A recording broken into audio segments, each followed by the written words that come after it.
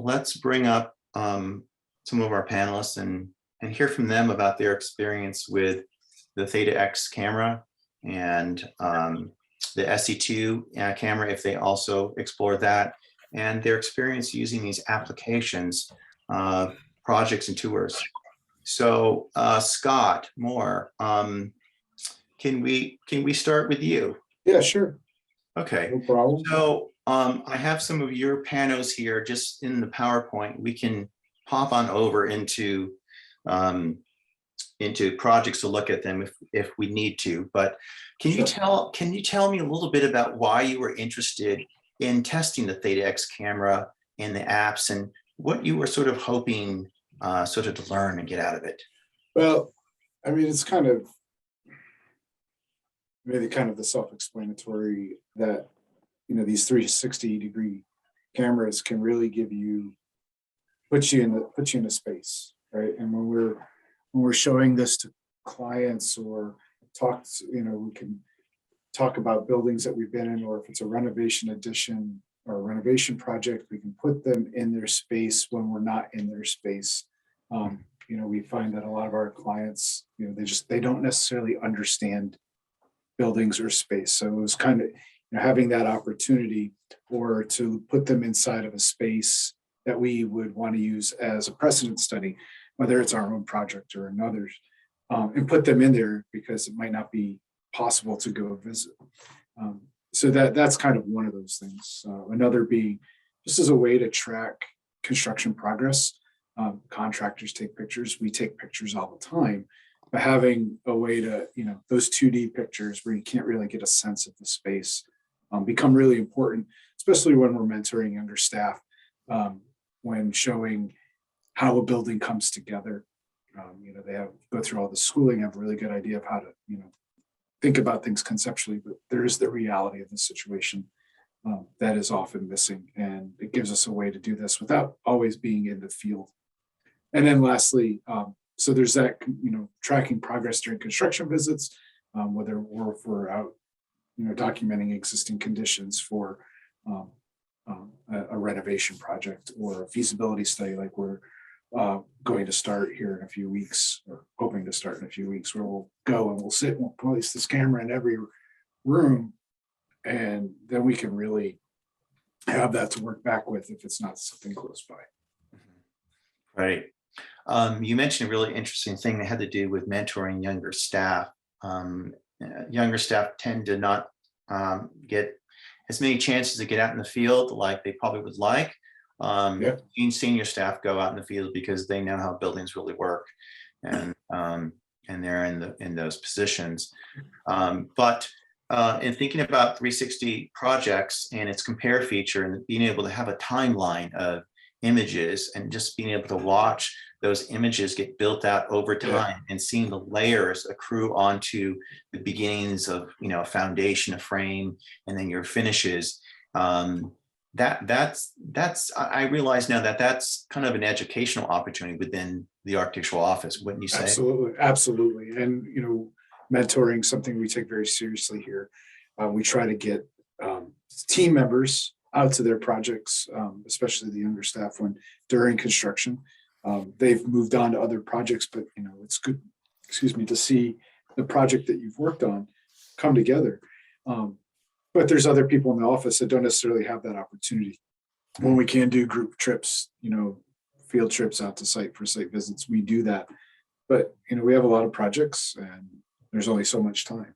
And this is a good way to present, especially that side by side of things coming together, and what it looked like a month ago and what it looks like now, what it started with, you know, 6 months ago. So I think the projects, I think that's a great feature of this. What kinds of cameras does your practice tend to rely on now? I mean, they're, you know, well, we have plenty of, you know, point and click or point and shoot. Obviously, I tend to use my cell phone when I'm on site, and then because it's the easy way for me to download it, get it up onto the network really quickly, because I do it all, you know, through the cloud, rather than have to connect back to it. You know, it gets a little cumbersome, which is a nice thing, you know, with having these cameras that link to an app. that then you can, move things around that way, as big as they are. So, it's a nice feature of this. Right. One of the things that I was impressed with is when the camera, the Theta unit, pushed the image to my iPhone. It didn't take much longer for that to end up on all my computers, because of, whether you're on Apple or on Google, these photo solutions push your photos to all your devices sort of over the cloud. And one can think of how prolific you could get with these devices and document the project to larger numbers of people very quickly. In the old days, you had to drive back to the office before and get your film developer or whatever. Right, right. Or even go back and plug your camera in, right, download it, and then reduce the file size, or patch, or if it's a panorama, paste a bunch of individual shots together to give you that panorama. So right. I'm glad we've passed that. Yeah, definitely. And do you do much video taking with your smartphone, for example, on site? Actually, I don't. But I mean, I have, if the situation has warranted it. Right. But often, no, not generally. Yes. So for construction administration purposes, you're working on a lot of big projects. You must be using a common data environment management tools, like maybe BIM 360 or Procore, along with the contractors and so forth. And a lot of those tools, of course, encourage and have locations for photography. How do you see the integration potentially with this kind of photography in those solutions? I mean, I think, you had up earlier, a plan, you click and brings you to there. I mean, I think it's that even as simple as that is wildly successful and beneficial. And being able to, and there are so many platforms for, say, doing a punch list.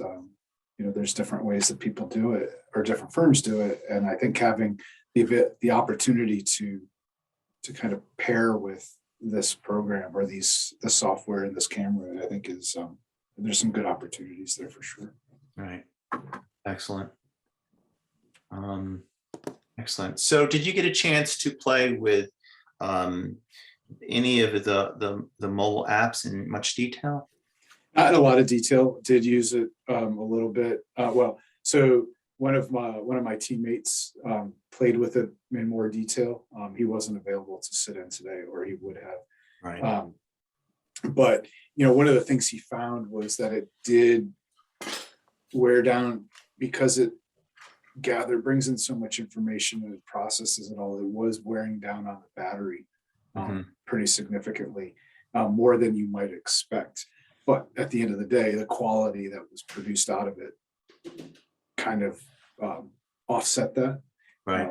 And it took me, I played more with the SE2 or SE1 software, and it took me a little bit of time to figure out exactly what I was doing. But I got it. So excellent. Well, thanks for exploring the Theta X with on some of your work. We had hoped to get it out onto some others, and we just schedules didn't allow to get out into a couple other projects, and site conditions to do that. But while I have it, I'm going to try to get it out until I have to give it back. Do a few more. Sure. Excellent. Good to hear. Okay, I'm going to move on to the next panelist. I have Rick and Casey and Chris from Wilhelm Commercial Builders. I'm not sure who I should address. Rick, maybe you, maybe Chris. So one of the things, you guys do a lot of commercial work now, similar. So this looks like it came from the last project from Scott, but this is you're a construction company. And one of the things that you showed me early on, or spoke about early on, was that you as a builder already use a webcam And you set it up early, I'm sure, to monitor the progress of the project from out of the ground. But you mentioned that, you know, once the building's built, the camera is on the outside, you can't get into the inside. And so you were excited about the Theta X cameras from that perspective. Can you share a little bit about your perspective in terms of using this, just general approach to 360 panos from the contractor side? Rick, I'm happy to address that. This is Chris with Wilhelm Commercial Builders. Thanks. A lot of our clients are not locally based and do not have the ability to have regularly toured our projects, and therefore they can't always see the progress as it goes on more regularly, other than maybe a monthly visit or a bi-monthly visit. We use OxBlue for site photography that monitors the time lapse from start to finish on the exterior of the project. But as I mentioned, on the interiors, it's a lot of still photos that we implement through Procore. This would be fantastic when we are helping to explain a dynamic of the project that has multiple disciplines such as sprinkler, electrical, mechanical, whatever, interfacing and integrating together so that the positions of the camera and the zoom and 360 view would allow them to really see and understand what the issue is. So I was actually quite excited about being able to be a part of this trial so that we could really get to see the cameras in action. And Rick and Casey are certainly much better on the implementing that portion of it than I am. But this is a very valuable tool that I see for our clients in integrating with Procore and with them out of state. Mm-hmm. So speaking of the out-of-state factor with your clients, do you think that the 360 projects interface, being as simplified as it is, would be an easy on-ramp for them to engage in this panoramic photography? Once it was set up by Rick, I was able to easily navigate through the plan to see different parts of the project. I was able to look at the plan and know what areas I wanted to look at. Mm-hmm. And I was able to identify that area and be able to zoom right in on exactly what I wanted to see. And quite honestly, I could see much clearer images than I expected to be able to see. So it was very useful, and I believe that they, with the help of the 360 project, would be able to benefit as well, because they'll know exact part of the building that we're talking about, the exact area. They can see what the impacts are, and you know, I think that would be a very valuable tool for them in that format. Mm-hmm. Not so much the tour. Right. Okay, that makes sense. That makes sense. And how do you see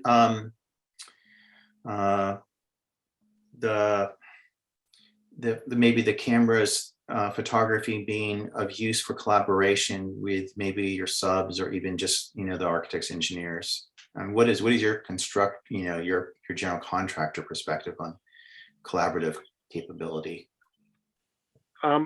From a construction standpoint, the biggest thing that we see is a lot of time the collaborative group effort on coordinating drawings between multiple disciplines, mechanical, electrical, plumbing, etc.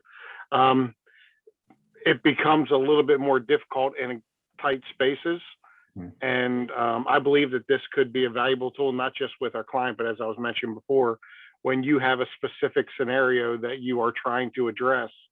And it can not only create the images necessary to view that scenario, but it can also help give a better understanding to the design team on how to address that on other projects. Mm-hmm. Okay. Yeah, that makes a lot of sense. Makes a lot of sense. Well, thank you for participating in trying the trial of the Theta X. Well, thank you. And Rick can speak to all of the technical stuff. Okay. So, Rick, what is your perspective on the ease of use of the unit? I know that I think in talking to all the panelists, people had slightly different experiences as they've approached the tool on different platforms to Android versus iOS. How easy or not easy was it for you to set this up? Yeah, I think it was really easy to set up. I've used it on an iPhone and an iPad, the Theta X that is.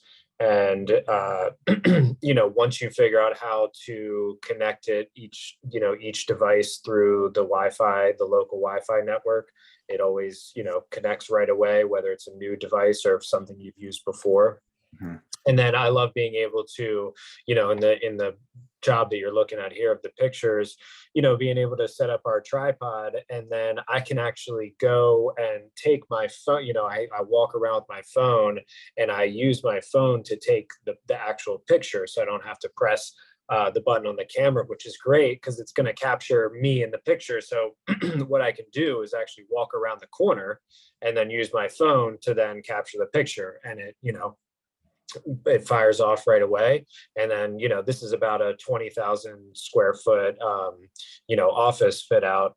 And it might take me all of, 5 minutes to walk around to all these different points on the project and, take these pictures. And, as Chris was saying, it's great for, relaying to owners that are out of state or just too busy to come by or have questions about things, always keeping them up to speed with things.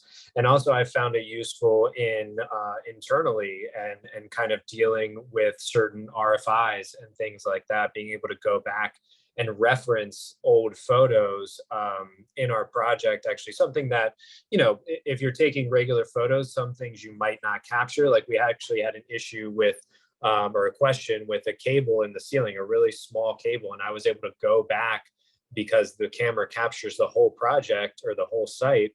And I was able to go back and actually zoom in on that cable and find it, with the camera, which was a big help for us because, otherwise we would have never been able to have that as a reference for this question that we needed to figure out.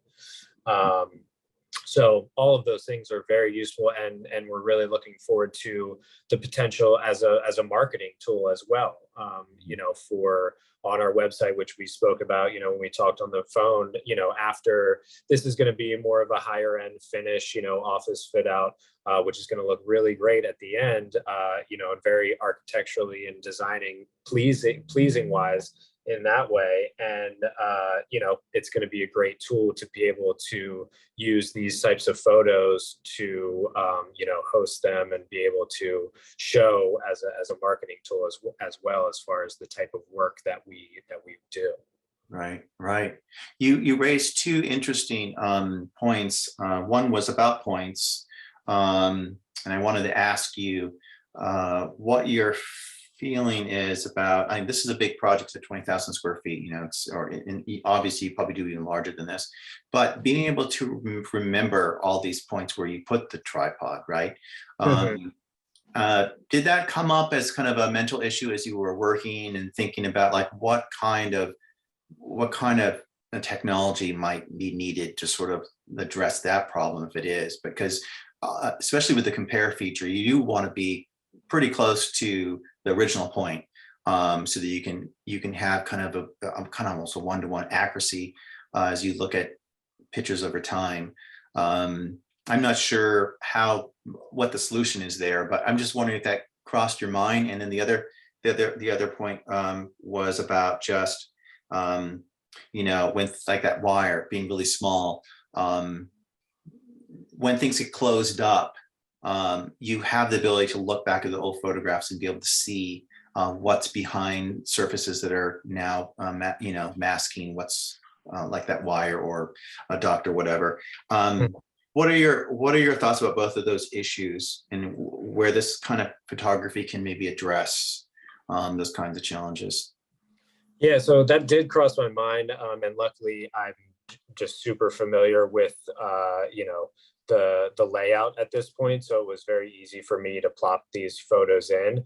But I did think about, when you do have something bigger or something that's brand new that you're starting on, and you can kind of get turned around when you're going to align the project or the photos in the projects tool. And I don't know if this is a feature already or not, but something that just pops in my head, or that did at the time of putting it in the projects application, is actually being able to open up the projects application when you're taking the photos, click a spot, and then use the projects, like how I was talking about walking around with my phone. Say I had the projects application open on my phone, I click the spot where I'm standing and then take the picture after I've already selected the position, rather than what I believe with this one I had to do the opposite, was take all the photos and then go back into the projects app and put where each photo was, rather than just stand in that spot, click the spot that I'm standing in, and it'll automatically link it up when you take the photos. Right. I mean, there's GPS technology in the cameras, at least the Theta X.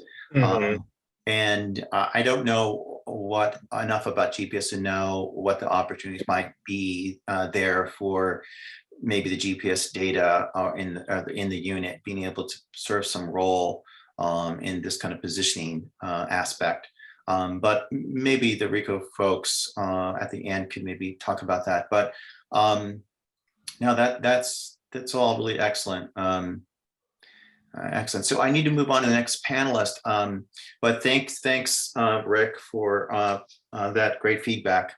Yeah, thank you. Okay, so the next panelist is Kevin Latati, and Kevin, we already heard from you earlier. And Kevin's background before he was an architect, it was a professional photographer, so it was very interesting to give a device like this to someone who has that kind of background. And I see you even used the, I think the tiny little tripod, which was an accessory that some of the panelists, I think, received, right? So that you can mount the device on the floor like you've done in a couple of these shots, or I think one's in the attic level. So Kevin, tell us a little bit about your experience using the Theta X, and some of the thoughts that you had while using it. One of them that you shared with me is about having it be not on battery power, but powered on all the time, so it can maybe somehow leave the camera in position to take photos over time. Maybe you can elaborate on what you were thinking about. Well, I mean, it's back a long time ago, I used to do time delay photography during construction, sort of see the progress. So you'd set up a camera up in an area where you'd have a timer on it, so it would go off periodically over during the construction. So you sort of saw the progression. This camera is very interesting that it could do this as well, but the question is there a way to set it up remotely and trigger it remotely? I mean, of course, you could use a Google camera or something else and do that. So maybe there's other technology, but I did play around both with the still images, and I was also using it as a video to sort of, as workers were working, video the progression, and more from, I think someone earlier was saying it's good for folks in the office to see what's happening in construction to get a better sense of progression. So I was interested in what that would look like. These are images taken just after Blue Board went up. And I think, like everyone, everyone's so busy now trying to get back to the job sites and continue to photograph during the progress of the project is always a problem. There's one of the builders who's actually on the, I think he joined the webinar. We're doing a project in Natick, and I just texted him because he's very interested in the cameras. Like, wouldn't this be interesting for us both to be working with a device and sharing the information back and forth as a review tool as questions come up on the job site, et cetera, you have perhaps a more fluid global, in the sense that it's a 360 review of what's going on. As a photographer, of course, I heavily photograph our projects before they start, and during the projects I photograph them a lot, both with an iPhone, a small camera, Panasonic, with a Leica lens on it, and then I have a Canon 5D that I do most of the photography with. But the interest here, of course, is and I said this earlier to you, the idea that we don't see everything when we're photographing our still images, don't think about every little detail that we're recording. So to have a 360 image, you can go back and say, okay, what happened here? I forgot to take a picture of that, and zoom in and look at it. And, it's not as good as a detail with the 5D, but for most of the purposes of what we need, this does a really nice thing. Right. And the other aspect is it, from a marketing tool, it's fun to, I did play with the Theta Plus program and turn them into videos, and I think I sent you some of those, Anthony, just to do short clips, movie clips, video clips of a single image here. So of course we're looking at it as a flat image that you've taken 360, and it's like the old world maps that you flattened out, Right. cutting them in funny shapes. And for most people, this is a useless way to look at the image. So, playing with the projects, someone asked me, can you take rough measurements off the projects file? And I think you can. Kaylin, can you comment on that? Is that something that tool allows you to do when you're taking these images and you import them into projects? This is Dean Willett about Ricoh, Kevin. Okay. It is not yet available, but similarly to CAD and BIM integration, they are part of our product roadmap. And Okay. we intend to introduce those features in the near future. Yeah, I think when I did my demo on projects, that might have been one of the tools he pointed out that said, this isn't not ready for prime time, but this is one of the things that they're going to have, which was of interest to the builder that I'm working with, to be able to do that. But, Yeah, so Kevin, I think raising the question about dimensions, and it's funny because it hasn't come up yet with the panelists, but I think we're all aware that that kind of technology is emergent in the market, and there's a lot of different technology out there for measuring, like 3D laser scans from Faro and so forth, and Leica, and I mean, those devices can cost thousands of dollars. yeah, wow.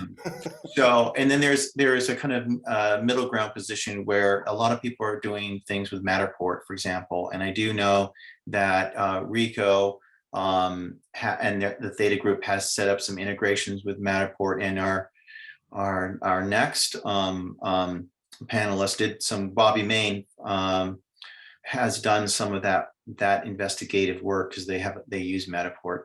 But you raise a lot of interesting point about the kind of being able to time lapse, and that goes back to the point about positions. Like if you're gonna have to bring the camera there all the time and position it. I mean, if a contractor has it, they might carry it in their bag or keep it in the job trailer or something like that. Maybe there's different ways to solve the positioning through some kind of other device that gets positioned stationary on the building and can do some kind of triangulation so then you know where you are exactly, and it can integrate with the app on some level as well, like Rick was saying. But I think these kinds of things will get resolved in the fullness of time. I do have people's images in the projects, and we could zoom over to look at them at the end. I think what I'd like to do first is just kind of keep moving through the panelist.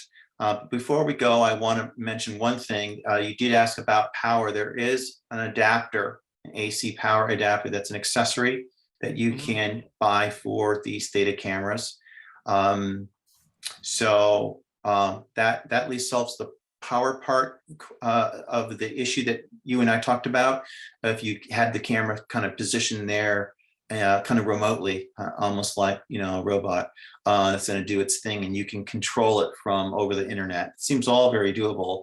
So the power part's there, but you still have to think about where the camera is going to be and how it's not going to get, touched and moved and bumped into and all that kind of stuff, or in the way. So you certainly can, on the Theta X, you can certainly get extra batteries for it. So if you're shooting, I did find the battery drain is quite quick. So, that's the option. Certainly on our digital cameras now, we all carry extra batteries. Nothing worse than being on a shoot and having no battery charge left. So right, that's an option. And then, when you're really stuck, for your phones and iPads, you have your extra charge packs that you carry with you. So yeah, that's true. Similarly, that's what happens, especially when people travel. Well, thanks, Kevin, for this interesting feedback. You're welcome. Of course, I'd like to spend more.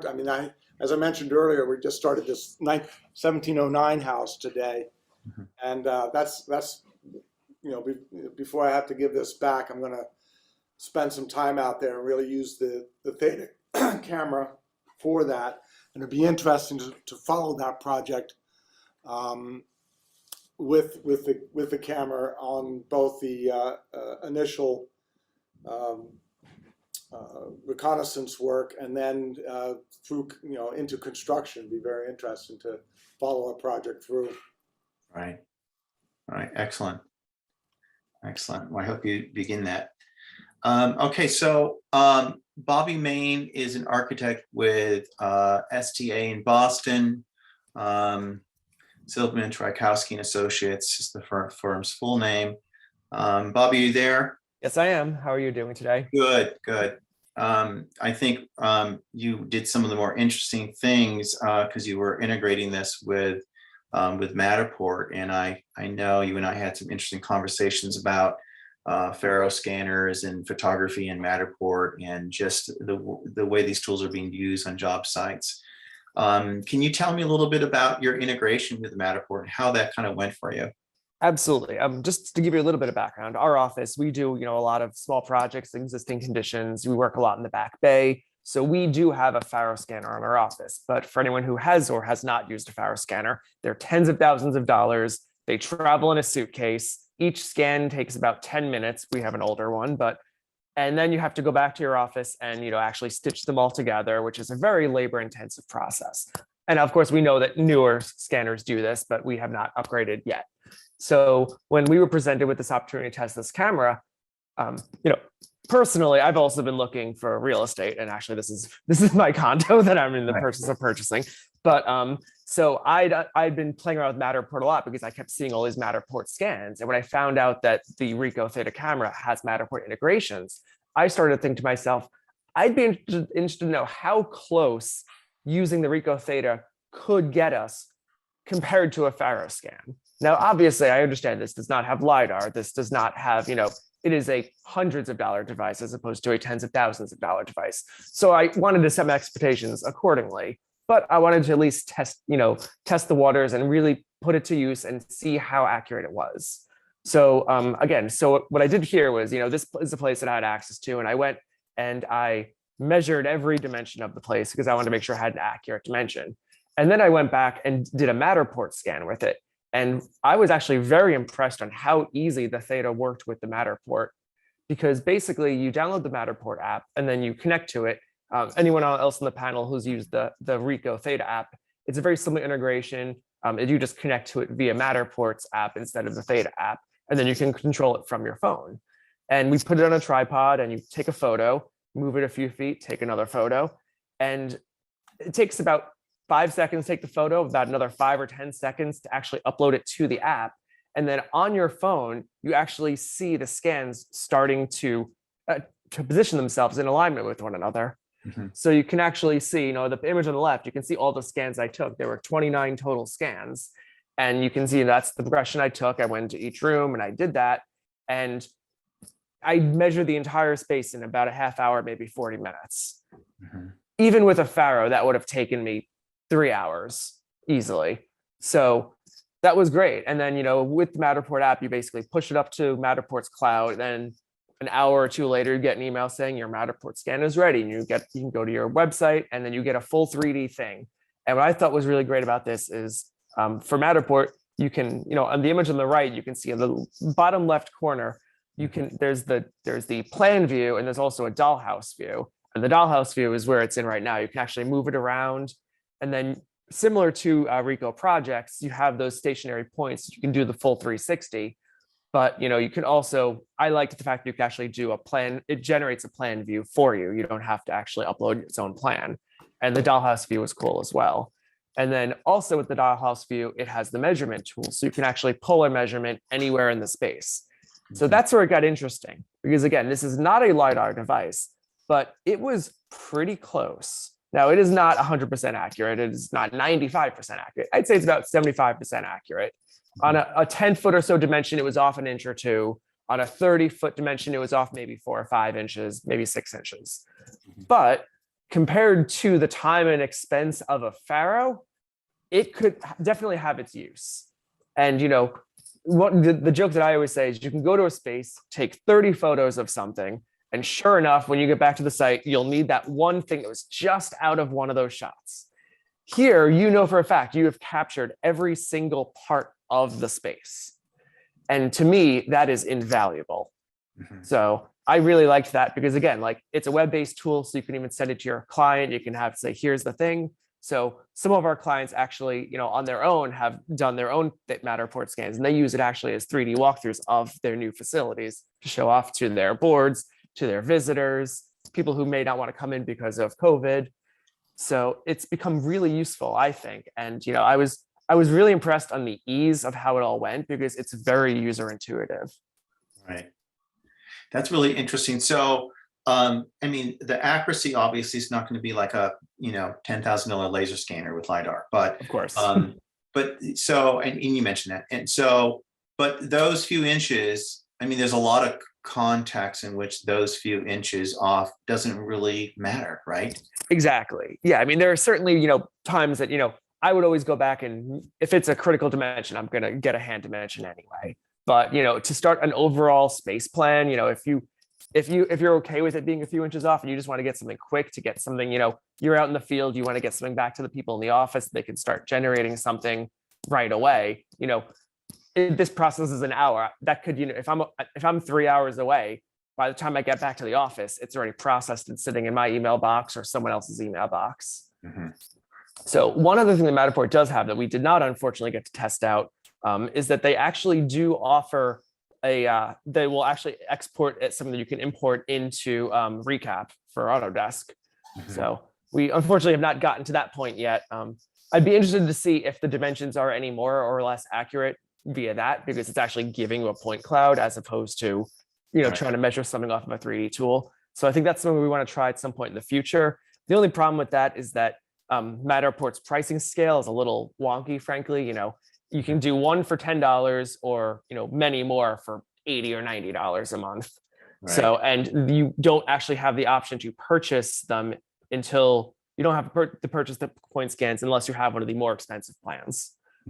So, we weren't ready to push that button yet, but we may do it just to try one, just to see how accurate the point cloud actually is.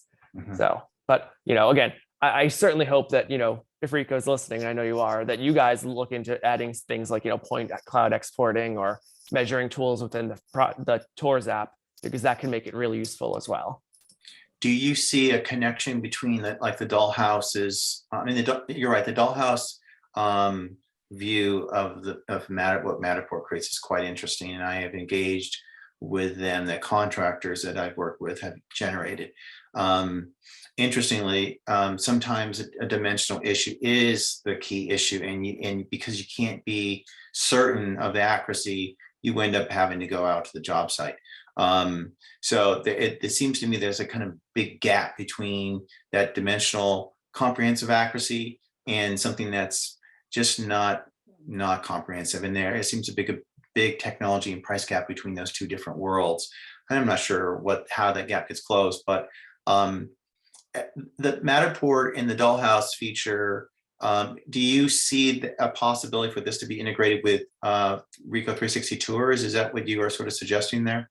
Yeah, I would love if, I think, the things that I know Matterport's a few years ahead of, 360 Tours, but I think it'd be a really helpful thing for you guys to bring in-house if you have that opportunity. Mm-hmm. How important is this kind of scanning work to your firm's workflow? Critical. Very, very often, a lot of our projects, again, like I said, we do a lot of work in the back bay, some historic preservation. And of course, for something like that, we're going to use the Faro because that's very important. But if it's a smaller space or you don't have the time, because sometimes, these projects might be a very small project and you don't have 2 days to spend farrowing a project. Mm-hmm. So it's kind of weighing that, do I want to spend 2 hours doing it with the Matterport and the Theta, or do I want to spend 2 days with the Faro, understanding the trade-offs between the two? So, right. And I think, as this technology gets better and better, those trade-offs are going to become a lot less, which was going to be great to see. Yeah, excellent. Well, thank you for sharing your work and for trying out the Theta device. Thank you for having us. It's a really exciting tool. Thank you. Okay, so our last panelist, Kevin Cahill from Luminetic. He is an architect and a well-regarded visualization professional. Kevin's background, I've known Kevin personally for 20 years, I think. Met him in New York City as part of the Macintosh 3D Users Group a long time ago. So one thing I haven't mentioned in the webinar yet is that these devices shoot HDR imagery. Which in pano form, obviously is what you would put in the background of a rendering tool, like Twinmotion, for example, which is what Kevin has been doing a lot of work in lately. So Kevin, are you there, Kevin? Yep, I'm here. Yeah, okay, good. So can you tell me a little bit about the process and what's involved in using one of these cameras to go out to a site? And this is a fantastic location right here. I know this is maybe not a site for a real project, but the light in this image, I think, says it all about how you capture that kind of light quality in an image and then use that as your panoramic background for a high-end rendering. Yeah, if this image this is my second try. The first time I did it on an actual site downtown in Little Tokyo. I did it by hand, and that was I didn't stitch it right, so I didn't bracket it right. So I wound up not using that then I went back out and bracketed this sequence, and there's about 7 images here this is more like the golden hour, and then it will blow it out to a higher res or higher lighting version. And then you can take that into Twinmotion. It's still early, so you kind of have to force the JPEGs and convert them through a series of steps through Adobe Lightroom, and then you make it into Photoshop with an HDRI process. So it's not really, everybody's not going to be like jumping onto this, but it's doable. I had to kind of force it through. It's possible. And then I don't know if you got the other images where it actually shows the bench in there with that little cubes and things, but you could use it in Twinmotion. So like when in Twinmotion is the right image, so you're getting a really the highlighting setting in Twinmotion. So I wasn't able to get the better lighting in the background for the sky, which I also wanted to use as the background for the context, right? Because I have other projects like that where you just want to see the view, which would be cool. But for lighting itself, that bench there, you can see that it's taking the lighting from the photo and putting it under the shadows and lighting the edge of the bench, because like the one on the left, you just don't have any of the sky dome effect, and the one on the right matches exactly from what that photograph took, which is pretty cool. So it's definitely an easy way to get into making your own HDRs, and the next version should be even better, like a higher res version. So I would love to test that one out and see if that makes it easier as far as a process, but it's doable and it's down and dirty. You can get in there, take the pictures, you're done. It stitches them perfect. It's really, really nice. It's that process before was a lot of Photoshop and a lot of stitching and all, and layer them all in Photoshop. To be able to have multiple bracketed images and be able to place them all together, that's perfect. So, Right. you know. Yeah, so I mean, I'm so glad you looked at this, because this was one of the things that struck me with this camera initially, was that it spanned the gamut between two things that are super critical to architects right now, which is, you know, the rendering space in the architecture industry is really important right now, and there's a whole slew of new rendering tools out there. And it's highly competitive and it's advancing at a rapid rate. And that's because the technology, mainly the hardware side, has enabled people to do very high-end renders quite quickly now. So if you can do them fast, you're going to do them for clients, and you're going to do a lot of them. Those kinds of images tend to really move the needle, move projects down field and get things through, you know, and over hurdles and so forth. So what I know, this is a very basic fast test that you did here with the bench and the two objects, but I can see just comparing the two that, you know, you're getting much better shadow resolution underneath the bench, and even the sides of the cube are much more reflective of that kind of hazy LA sky that you have going on in that image. Do you think that, because you did go through a process and you had to get the image into a specific format, correct, before you could use it as a sky dome on a tool like Twinmotion? What is that format? I actually had to convert it to 3 steps. I brought it into Adobe Lightroom and then took those like 5 or 6 bracketed images, condensed them into one, pushed that out to Photoshop, and there's a plugin, there's an HDR plugin Pro for Photoshop. Since they're already stitched, you don't have to worry about the stitching part and the fall off of the camera, which is great. So that's great. But then that comes back out as a regular PNG file. And then there's another step where there's a plugin for Photoshop where you have to export it as an EXR, which Twinmotion can read. Okay, right. So it's getting it, you know, once all these pieces are more like, there's more formats, like this sky function literally just came out like I think a week ago in Twinmotion. So it was there, but it wasn't there to be able to change your own images. You couldn't put your backgrounds in. So as this progresses, I think Twinmotion will definitely jump on. Or even if you went to Unreal, full Unreal, I'm sure you could do it better with more of the, get more of the metadata, because you can get the GPS data, you can get the actual, you know, coordinates and all that, and tied into like a virtual twin of someone on site versus in the computer, you know. So it has a lot of metadata that's there. Getting all the things to talk to each other is the trick, you know. How does what software talk to what? So it's there. Some of the pieces are getting dropped out right now, but it's going to get there. So yeah. Yeah, excellent. I know just myself as an architect that when we have high-end renderings done by consultants, they will often ask for site photography. And so that's usually something I will do. I'll go out to the site and take a zillion photos on my iPhone, and then they'll use that literally to stitch the background for either a pano like this, but often just if it's just a still image, you know, on V-Ray or something like that, where it's just one, you can't turn around or anything. But this is kind of an interesting development, and I'm glad that you kind of got into this to show us sort of what was possible. It's nice to know that you can have a camera like this that at least gets you out of the whole stitching business, so that you can get these backgrounds that you can then insert into your projects.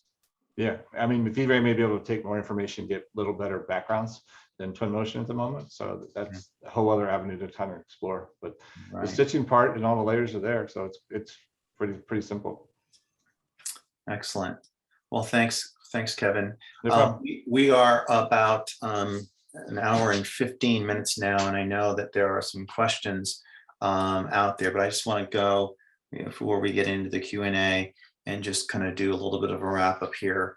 So we've been talking today about the Ricoh Theta X camera, which is Ricoh's latest camera, a 360 spherical panoramic camera. They all take spherical 360s in the whole lineup. They just vary in terms of their memory, battery life, resolution, and other minor features. We looked at the product line earlier. The Theta X is one that Ricoh feels is a very strong contender for the AEC industry, and they have their RICOH360 projects that can go along with that. On the right here, a couple other things to make note of. The walkthrough feature, which I showed with the plan markup support, is a key aspect of what makes this useful for the AEC industry. The ability to organize projects by projects, to drop in your plans and put pins on them for the locations. We talked about the importance of that, and to be able to share with stakeholders at an individual granular level the specific photos, so you don't have to share the whole thing. You can just send them a specific thing. Sometimes getting clients behind the curtain is not what you want to do on projects. You want to kind of control what people see for various reasons. Markup and annotation features are there. They are at this stage, I would say, more on the basic level, but those are things that tend to evolve. Light users, I mentioned this earlier, but that means that I believe there's a zero cost markup. There's zero cost to add a light user as a user. I believe users basically, and I think Dean could maybe jump into this at the end when I wrap up, but the number of users is going to determine the cost with the RICOH360 projects. But I believe a light user does not increment that user count, if I have that correct. Timestamp pano compare feature is, I think, one of my favorite aspects of this. And of course, I mentioned you can send links to just about anyone. So couple other things on the camera. There is a GPS and AGPS accurate position information that is in the camera and in the images from it. I don't fully understand that. I'm hoping that maybe Dean could chime in a little bit on that. One thing I do understand, however, and we just didn't have time to get into it with anybody, but these panos can go right into VR headsets, whether it's an Oculus Rift or HTC Vive or some other headset out there that's very popular. These are things that are also edge of market, becoming more mainstream in the AEC industry. Being able to get a headset on, and if you haven't been in one before, it's quite an experience, and turn around using your body is a completely different reality. So that's another benefit of the Theta cameras and what they can produce. Dean, do you want to chime in now about anything that has been mentioned and that maybe I have wrong, or something that you want to address that someone has said? No, as I've mentioned before, we are looking at on our product roadmap the introduction of dimensional data capture, as well as the integration of RICOH360 projects with CAD and BIM. And as was pointed out, there are technologies out there with dimensional data capture. They are very expensive. And one of the challenges for our product development team is to try to present these features, these key features, at a price point that the market will accept and will bear. But right. These features will indeed be forthcoming. And you are correct about the light users. Mm-hmm. Light users are in essence individuals, as you say, that do not count against the subscription costs of RICOH360 projects, to whom you can share individual photos. So as you say, you don't want to share an entire project, nor do you want to provide, say, edit or administrative rights, say, to a contractor or to even a client. You can send them the imagery, including any drawings or annotations on the imagery, send them or assign those individuals as light users, so you can readily share the imagery that way. Okay, excellent. Thank you for clarifying all that.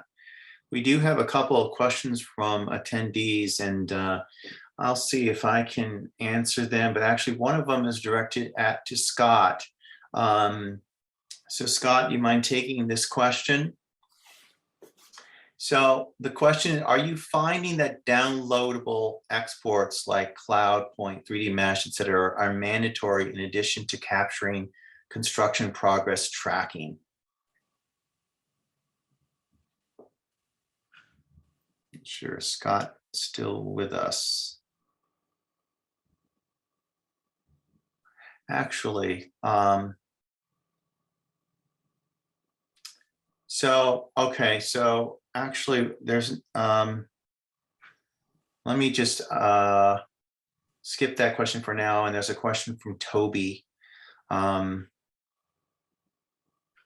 So Toby asked the question to the panel, both architects and construction, thinking, is there a reasonable cost to charge to clients? I think he's asking about cost, and is this sort of a reasonable thing to add into your services for clients to pay? I think this will have a different kind of answer depending on whether it's an architect or a construction person. So Chris, maybe you want to answer that, or Rick from the construction side, and anyone else on the architect side can maybe go after. Sure, I'm happy to comment. In the construction side, we find ourselves in a very competitive and almost sometimes volatile market, to where there's a lot of tools in which we use to try and set ourselves apart from our competition. And being that this would be more of a, I almost see this as a sort of a licensing type of thing, that as we allow access through the light features to different clients, it's not really a charge that we would carry or pass on to our client, but one that we would absorb to offer certain options to our clients that a lot of our competition wouldn't have. Mm-hmm. Interesting. Does anyone want to respond from the architect side in terms of how you tend to look at these charges or fees or expenses relative to how your fee structure might work for your architectural clients? Go ahead. I was just going to say, I mean, I was actually talking with a builder friend of mine about this, and wondering if this is something that they would offer as an additional service from a point of view of monitoring. You know, if you want to monitor a project and have the 360-degree visualization and comparison. So he was, you know, talking out loud about that. From an architectural point of view, it's hard enough to get clients to understand that they need to pay more for more highly developed renderings, let alone try to get them to pay for more documentation. So I don't have an answer for it, other than clients just think what we do is it's hard to get compensated for the additional technology that we tend to incorporate into our work that we do. Mm-hmm. No, I think that's a good point. It's always challenging to justify increased fees to clients, and I think a key thing that I tell to vendors, technology vendors, is to put effort into developing the arguments and the strategies for why it's justified. And a key one, of course, is just, as I said earlier, clients are always wondering if the project's on time. And most projects do not run on time. I can't even think of a project that I've done where it actually hit the deadline, except one. And it was a restaurant and just had to hit the time that they announced they were going to open. But generally projects run over their schedules. And what I see with this kind of technology is the use of, especially with the comparative feature in projects, the being able to monitor the construction schedule at some level. And this is where it gets into other kinds of emerging technologies that are out there, such as the ability of AI, for example, to recognize in the imagery certain components of the building, to know the difference between finished wood and like maybe wood framing, or to recognize ductwork and to have a sense of what that is, and so that it can compare it to other data that it has, whether it's a BIM model or drawings, and so that there can be some kind of rough assessment of how things are moving along in terms of schedule. And that Kevin, is where I see, you can offer, you can make the argument that these technologies help us accelerate delivery and hit schedules, which, when you don't hit schedules, it costs a lot, as Rick and Chris can tell us, so another aspect to this is what you touched on, had to do with, monitoring and remote monitoring. And sometimes it depends on the type of work, but there are clients who are highly involved and are great at being team players in the process and don't tie down the process. And there are those kinds of clients who, when they get really involved, actually kind of slow the process down. So the remote monitoring is an interesting aspect to this technology, because it enables people to think about, from the perspective of, would it be good for our class of clients with this client to promote this as something that can help us move the project along faster.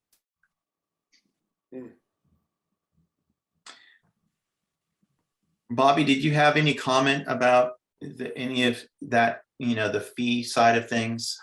Yeah, we haven't really talked too much about that internally, but one thing that we thought was interesting, I touched on this when I was talking, was that, one of our clients on their own came out and, hired a company to do a Matterport scan of the final condition to show people. And we were just like, well, we're on site all the time. Why don't we offer that as a service? So we're looking into how to integrate that.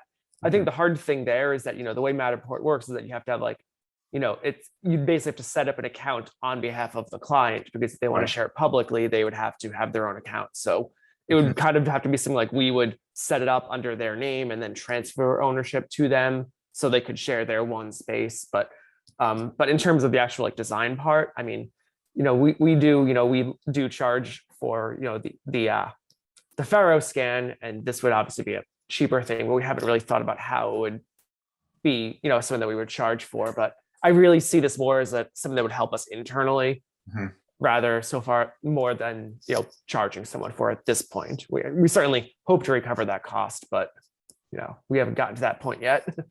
I see. Excellent.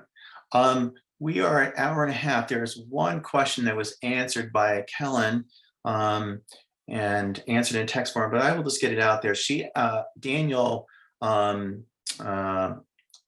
a participant, not a participant, someone in the audience has asked a question about which model camera has the best quality for 360 captures. Kellen answered that, is it the X or the Z? She answered, it is the Z one. It has the highest quality and can shoot in the raw format. I think part of the reason it has higher quality too is because it has a larger image sensor. That obviously contributes to better light quality in the imagery. Yes, that's correct. Thanks, Anthony. Yeah, just wanted to get that out there. So that was in the webinar itself. It also said it was better in low light photography, which if you're in a construction site, which before it's really well lit, that could be a critical factor. Right, exactly. No, that's very true. And I kind of noticed that with some of your project, it was sort of on the darker side. And mine too, a little bit. So yeah, that's a great point. So that's the important aspect of the Z. It does have that higher image quality and low light levels. I think we want to wrap up now. We don't have any more questions from the audience out there. I want to ask Kellen or Dean if they have any final comments that they would like to add about the Ricoh Theta X and Ricoh's full lineup of tools. I think you did a great job covering it, Anthony and team. So thank you so much for joining us. I did see that someone just asked for a Theta X giveaway. I can say that, Ramon, if we can connect after the webinar, and I can at least get you a unit to test out if you're interested in trying it. So we can connect following. yeah, if any other questions come through, feel free to, I guess, direct to Anthony, who can then direct to me, and we can get you connected with the right answers, or where to purchase and things like that. Okay, excellent. Well, I want to thank Ricoh and their entire Theta team for wanting to co-host this webinar on Architosh, and for all the participants who joined us today, and everyone who logged in to the webinar. Thank you very much, and have a nice rest of the evening. Yeah, hopefully it was helpful to Ricoh. This was a lot of fun. Great. Thanks. We appreciate everyone's. Thanks. All right. Thank you. Bye-bye. Thank you, Anthony. Thank you. Thank you.